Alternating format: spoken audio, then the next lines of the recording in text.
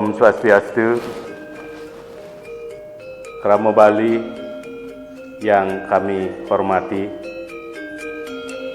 Dalam agama Hindu, kita mengenal ada Tri Rena, yaitu Dewa Rena, Pitra Rena, dan Resi Rena. Dewa Rena adalah utang kita kepada yang menciptakan kita. Kemudian Pitra Rena adalah hutang kita kepada yang mengadakan kita, para leluhur kita, terutama kepada orang tua kita. Resi Rena adalah hutang kita kepada para resi, orang-orang suci yang telah memberikan pengetahuan untuk hidup kita di dunia ini. Hutang-hutang itu haruslah kita bayar. Seperti istilahnya Tri Rena, Tri berarti 3, Rena adalah utang. Jadi 3 utang yang harus kita bayar dalam kehidupan ini. Dan untuk membayar ketiga hutang tersebut, kalau kita di Hindu, terutama Hindu di Bali yang kami ketahui, itu adalah dengan melaksanakan Panca Yajna. Di antara yajna tersebut yang terkait dengan Pitra Rena, hutang kepada leluhur, adalah dengan melaksanakan Pitra Yajna atau Atma Wadana. Pitra Rena, hutang kita kepada para leluhur kita yang telah mengadakan kita, yang telah secara langsung membimbing kita dalam kehidupan ini. Hal ini, Pitra Rena ini kita bayar melalui pelaksanaan yajna yang namanya Pitra Yajna. Pitra Yajna di sini mulai dari prosesi pengabenan sampai prosesi Atma Wadana, atau istilah-istilah lain yang memang sudah ada di masing-masing desa adat di Bali. Dalam melaksanakan pengabenan haruslah dilakukan dengan tulus ikhlas oleh seluruh perhati sentana leluhur itu.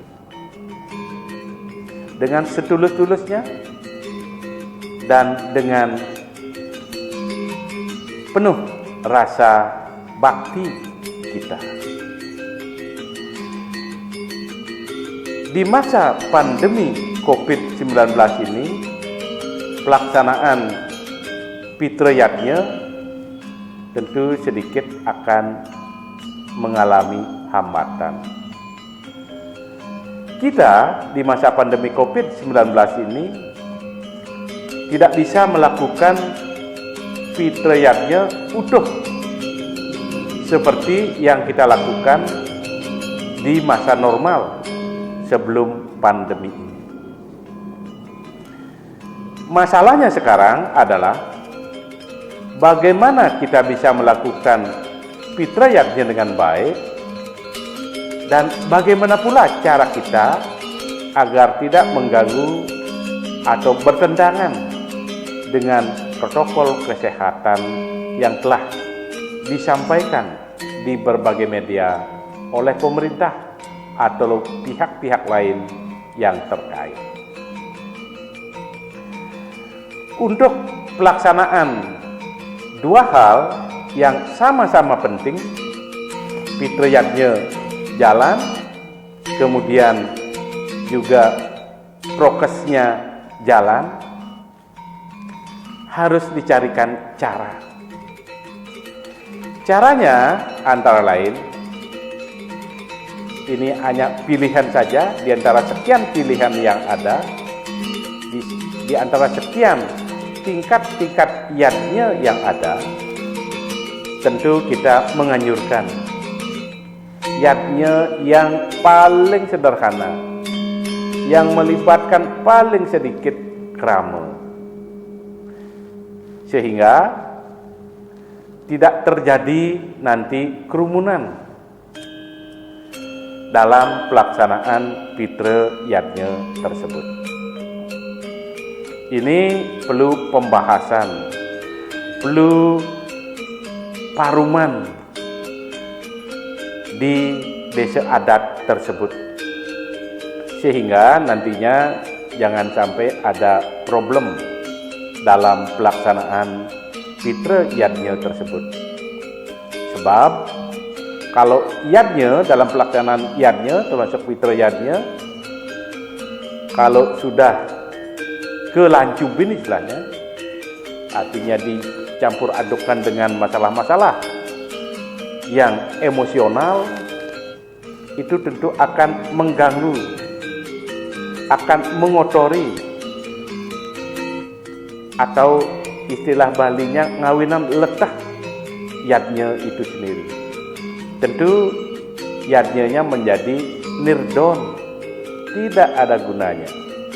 Oleh karena itu, mari kita bicarakan dengan baik-baik, rencanakan dengan baik-baik, seperti apa harus kita melakukan Fitra Yadnya tersebut.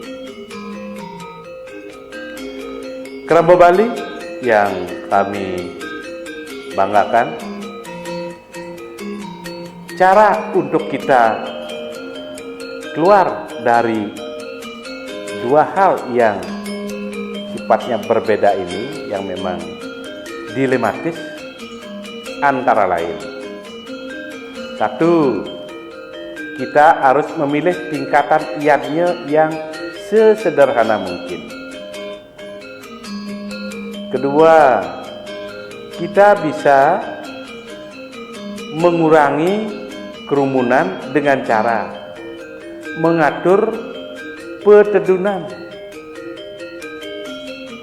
atau gotong royong untuk melaksanakan pekerjaan-pekerjaan, kalau itu harus berkumpul atau ngaben kinembulan. Jadi diatur, misalnya mungkin paginya 50 orang, siangnya lagi 50 orang, dan sore 50 orang. Itu salah satu cara untuk menghindari adanya kerumunan. Dan berikutnya untuk menghindari kerumunan adalah semua upekara, bebandanan, sarana-sarana yang dipakai dalam pengabenan tersebut itu dibikin di rumah masing-masing. Jadi dibikin sambil santai di rumah, mungkin malamnya. Jadi setelah kita dapat kerja, siangnya, malamnya kita kerjakan upekara, banten-banten yang harus menjadi kewajiban kita. Jadi setelah selesai upekara atau sarana bebantenan tersebut, barulah dibawa ke tempat kumpulan, ke tempat kita melakukan pekerjaan secara kolektif atau ngaben kinembulan itu. Jadi banten-banten itu, sarana-sarana itu tinggal digabung-gabung sedemikian rupa di tempat kita bekerja atau kerja secara kolektif, itu akan bisa mengurangi kerumunan. Dan berikutnya tentu kita harus sepakat untuk menghindari para kerabat, krama, terutama yang ada di luar desa adat kita, di luar wilayah desa adat kita, untuk ikut terlibat. Jadi maksimalkan krama kita di intern, di desa adat kita masing-masing. Baru kalau nanti perlu bantuan, dukungan, partisipasi dari krama dura desa atau di luar desa, barulah kita bisa masukkan kerabat keluarga sawitra semeton kita dari luar desa. Ini maksudnya adalah jangan sampai siapa tahu di desa tertentu memang klasifikasinya adalah zona merah, sedangkan kita yang di tempat kita menyelenggarakan itu adalah zona hijau. Bisa jadi akan bercampur aduk di sana, mudah terjadi penularan virus COVID tersebut. Berikutnya ada cara lagi yang barangkali bisa kita pikirkan, bisa kita kaji bersama dengan seluruh peserta yang akan ikut ngaben kinembulan itu. Kalau dulu ada kebiasaan di masyarakat, setiap ada orang ngaben massal istilahnya, jadi krama untuk menunjukkan solidaritasnya itu berdatangan, menjenuhkan istilahnya, ke masing-masing rumah dari yang punya kerjaan tersebut. Walaupun sesungguhnya pekerjaan itu dilakukan secara kolektif di suatu tempat. Kalau memungkinkan, kalau bisa itu dikurangi kunjungan-kunjungan tersebut atau menjenuhkan tersebut. Walaupun ini kita sadari tentu akan mengurangi dreste untuk silaturahmi, untuk mengikatkan kekerabatan kita. Tapi mau apa lagi, kalau di masa pandemi ini ya harus memang dikurangi hal itu dengan cara melalui mengambil kesepakatan, yaitu apa yang menjadi kewajiban-kewajiban atau keinginan-keinginan krama tersebut. Misalnya ada barang-barang bawaan, beras, kelapa, dan lain sebagainya, sarana untuk ngaben itu, terutama berasnya ini atau semua bawaannya itu dikonversi, diganti dengan mengumpulkan beras misalnya. Beras misalnya apakah itu 5 kilo, 10 kilo, atau bahkan lebih. Berasnya inilah nanti dikumpulkan atau dikumpulkan dalam bentuk nilai uangnya. Kalau 10 kilo mungkin harganya berapa ribu misalnya, tinggal kali aja. Jadi uang yang disetor, uang nanti kita bawa ke kumpulan tersebut. Jadi ini lalu lalang krama, lalu lalang penduduk akan bisa kita hindari lah terlalu jadi lalu lalang orang nanti bisa kita hindari, jangan terlalu ada kesibukan kayak itu. Krama Bali yang berbahagia, barangkali ada gunanya kalau kami sampaikan ngaben atau fitriyatnya dikaitkan dengan penanjung batu.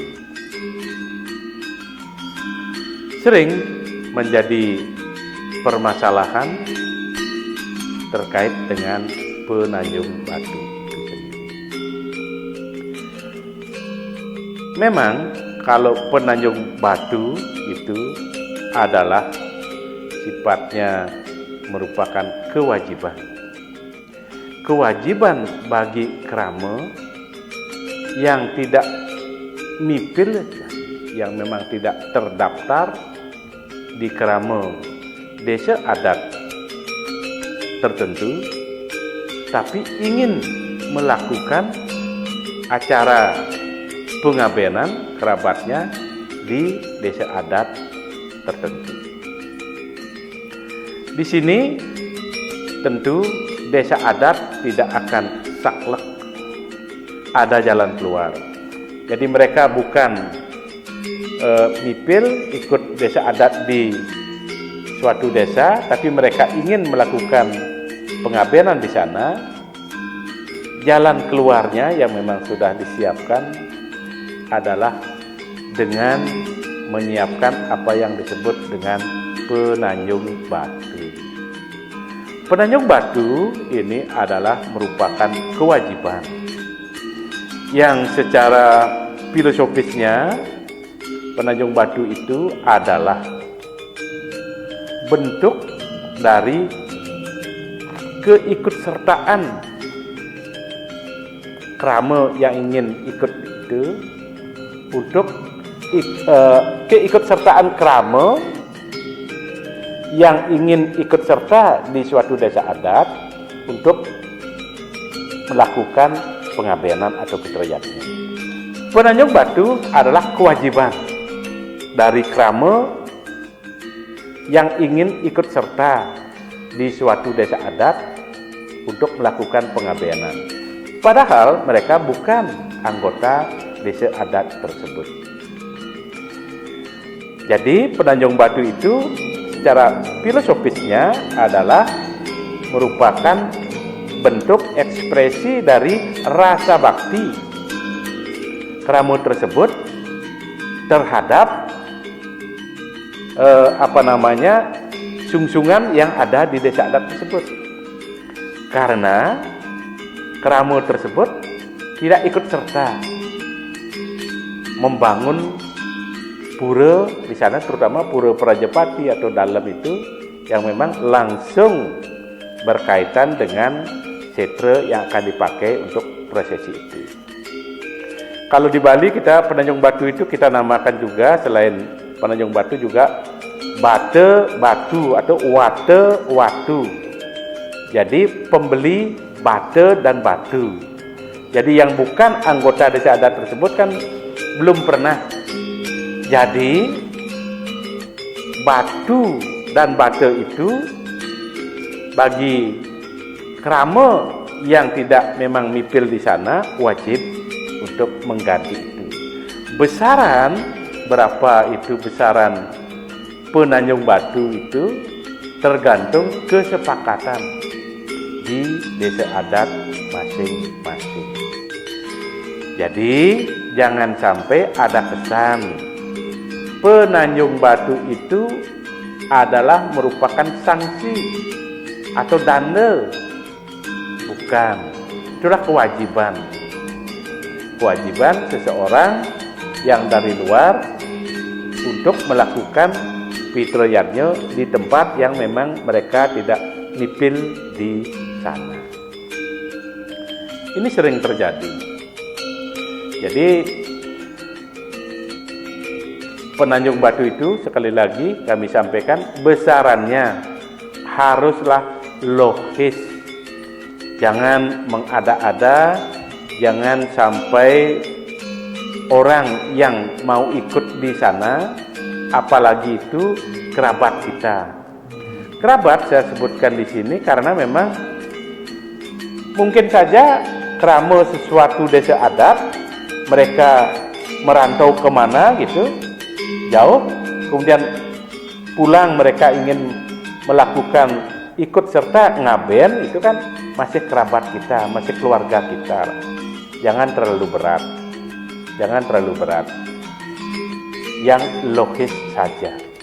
Misalnya, apakah dipakai patokan uang kepeng itu misalnya?